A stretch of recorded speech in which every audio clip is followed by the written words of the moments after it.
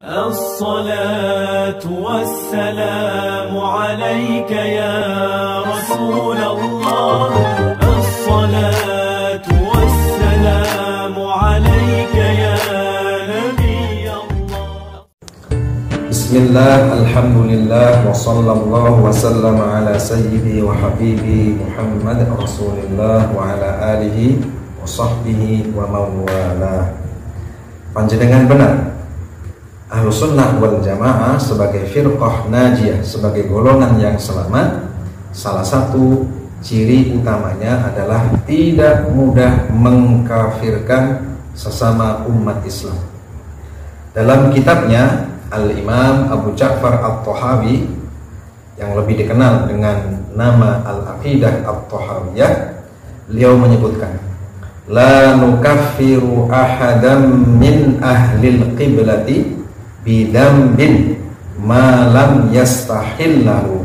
Kita Ahlus Sunnah wal Jamaah tidak mudah mengkafirkan, tidak boleh menyebut kafir, tidak boleh meyakini kekufuran salah satu di antara ahlul qiblah. Ahlul qiblah di sini maksudnya adalah orang Islam, disebabkan dia melakukan dosa selama dia tidak meyakini halalnya dosa itu. Apabila ada orang muslim, apabila ada orang yang beriman melakukan dosa, dia tahu bahwa itu adalah dosa, namun dia tetap melakukannya dan dia tidak meyakini kehalalannya, maka tidak boleh kita sebut dengan panggilan kafir. Kita tidak boleh melabelinya dengan kafir. Berbeda dengan kaum Khawarij. Kaum Khawarij bukan Ahlus Sunnah wal Jamaah.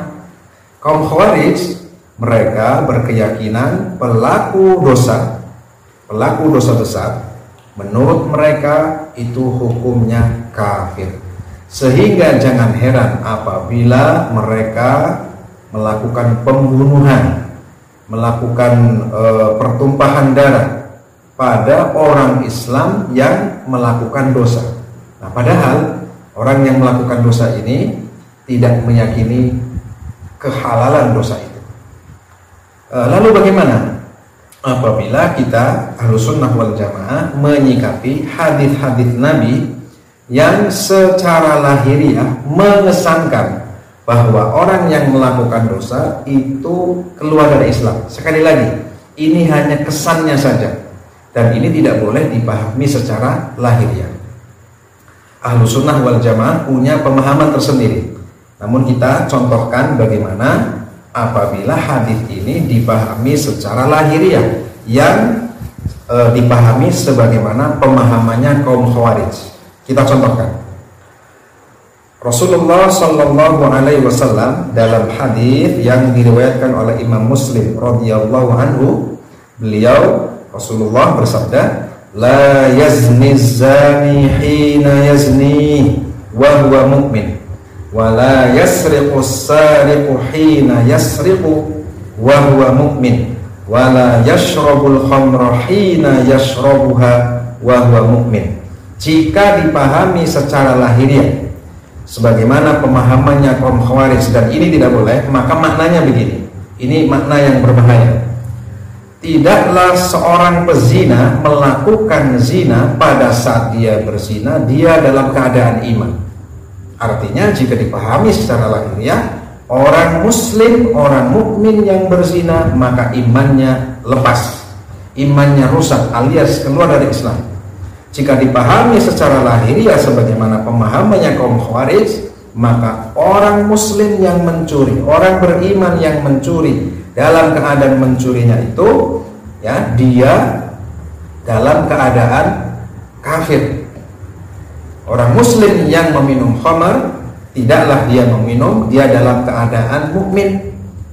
Maka menurut mereka jika dipahami secara lahiriah, maka orang yang meminum khamar hukumnya keluar dari Islam. Lalu bagaimana pemahaman yang tepat menurut Ahlus Sunnah wal Jamaah?